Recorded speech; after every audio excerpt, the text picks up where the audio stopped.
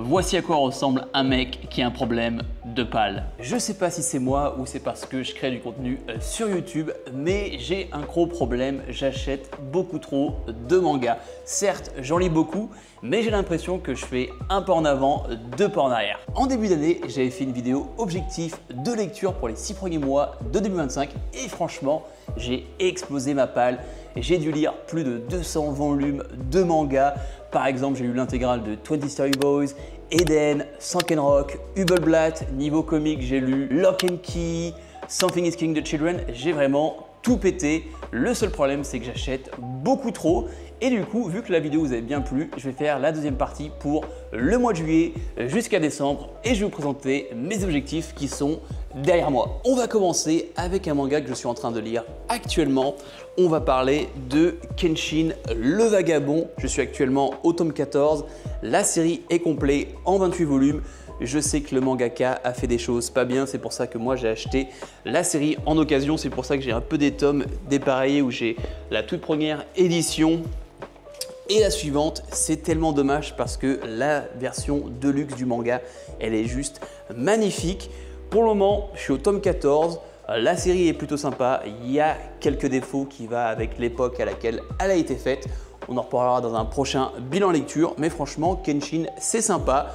N'achetez pas la série en neuf pour pas soutenir le mangaka. On va se poursuivre avec Golden Kamuy qui est complet en 31 volumes.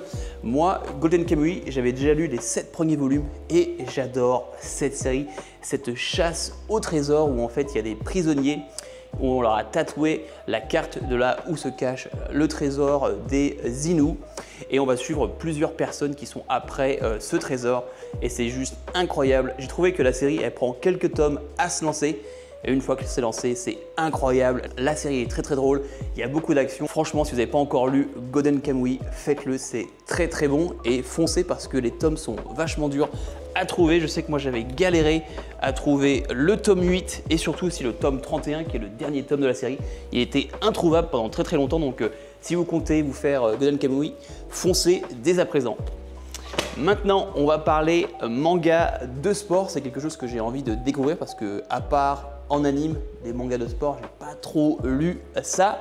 Et là, on va parler manga de boxe. J'ai l'intégrale qui est en, pas que je me gourre, qui est en 23 volumes. J'ai l'intégrale de Rikudo, La rage au point. Manga de boxe, les dessins sont incroyables. À l'époque, j'avais lu les 13 premiers volumes, j'avais trouvé ça très très bon. J'avais pas continué parce que j'avais pas la suite. Maintenant, j'ai acheté ce qui me manquait et je vais me lancer parce que après, j'ai envie de commencer Hippo. Et je préfère commencer par Rikudo parce que je sais que Hippo a une très très grande réputation et j'ai pas envie de me gâcher ma lecture en lisant quelque chose qui est très très bon et en finissant avec Rikudo, même si Rikudo a de bonnes revues. On va continuer avec un manga que j'ai acheté dans mon dernier achat manga, l'intégrale de Aera 51 en 15 volumes. Ce récit qui se passe dans une ville qui s'appelle l'Aera 51 où tout ce qui est divinité, créatures folkloriques vivent. On va suivre une sorte d'enquête policière si je me trompe. Ça a l'air complètement barré. Il y a un peu ce délire à la SimCity avec un style graphique vraiment très noir, marqué, un peu style comique. Je suis tombé vraiment amoureux du style graphique et j'ai hâte de découvrir cette série. Maintenant, on va continuer avec un peu toutes les séries courtes.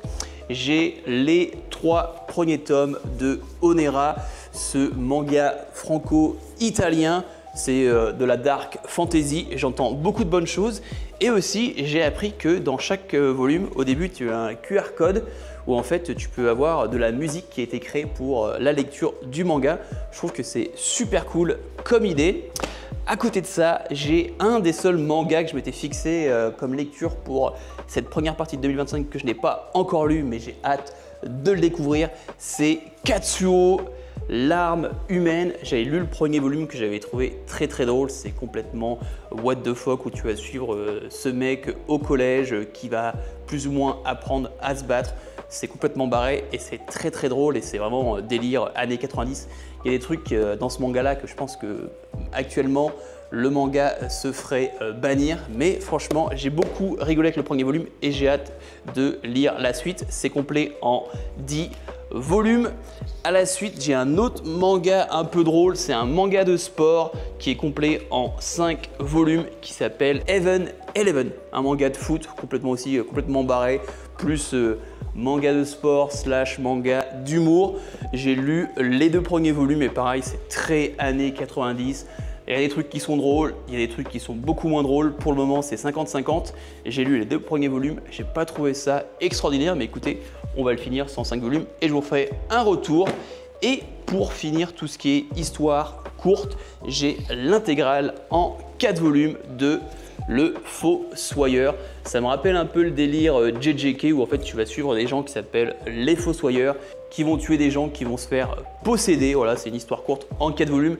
Il y a très longtemps de ça, j'avais lu le premier volume, j'avais trouvé ça sympa, mais j'avais pas fini. Du coup, voilà, c'est l'occasion de finir cette série. Et là, on va s'attaquer à du lourd. La série est sur le point de se conclure. Du coup, je me suis dit, c'est le meilleur moment pour la commencer.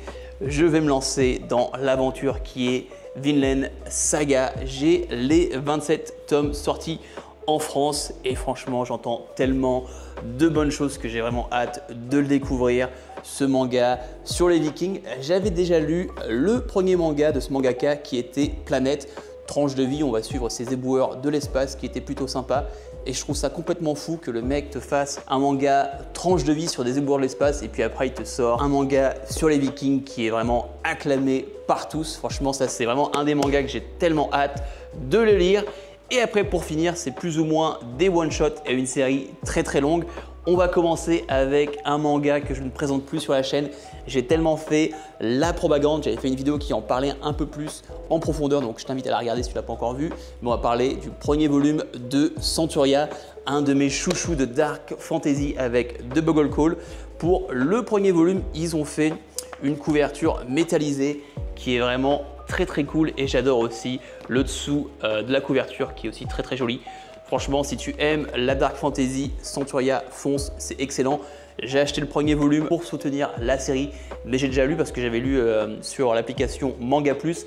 Je pense que j'ai dû lire l'équivalent de 4 à 5 volumes et franchement, c'est très bon. J'ai aussi acheté une nouveauté de Crunchyroll qui est Wild Strawberry. J'avais acheté le premier volume avec cette magnifique couverture, premier tirage qui me rappelle énormément Hell's Paradise avec ce délire avec les plantes. J'ai aussi acheté le 2e tome, spoiler alert du prochain achat manga.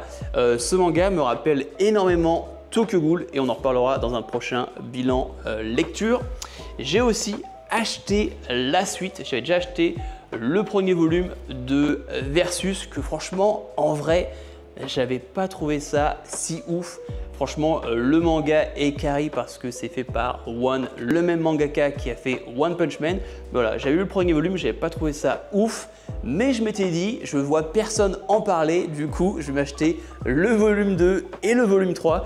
Et si ça se trouve, il y a des raisons pourquoi personne n'en parle parce que c'est pas si ouf que ça, mais bon, je vais lire le volume 2 et le volume 3. Et puis pareil encore, on en reparlera dans la prochaine vidéo, bilan lecture.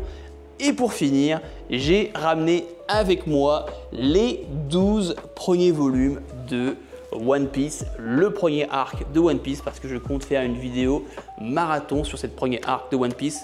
Je suis quelqu'un qui n'a jamais lu ni regardé l'anime, je n'ai aucune nostalgie pour le manga et franchement, j'ai envie de le découvrir parce que tellement de personnes en parlent. C'est le manga qui se vend le plus en France et j'ai envie de voir est-ce que quelqu'un de mon âge qui n'a aucun affect avec cette série peut tomber amoureux et kiffer. Du coup voilà, j'ai pris les 12 premiers volumes, je ferai une vidéo marathon et je vous donnerai mon avis à chaud et si ça vous plaît peut-être faire un marathon sur chaque arc de la série.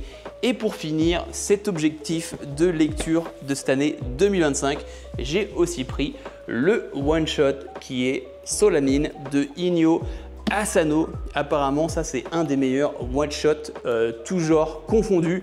On va suivre un couple qui ont aux alentours de la trentaine, qui sont un peu, je veux dire trentaine ou vingtaine, je ne me rappelle plus trop.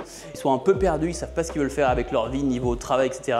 Et du coup, c'est un peu cette recherche de soi-même. Et je pense qu'à mon âge, C'est un one-shot qui va sûrement résonner avec moi et j'ai vraiment hâte de lire Solanen. Donc voilà, c'est la fin de la vidéo. Dis-moi en commentaire ton objectif pour la fin de l'année, que ce soit en lecture ou en achat. N'oublie pas d'aimer cette vidéo, mets-moi un commentaire, ça aide qu'elle soit vue par plus de personnes. Si tu es encore là, abonne-toi à la chaîne. C'était Erdexcel, on se voit dans la prochaine vidéo. Peace!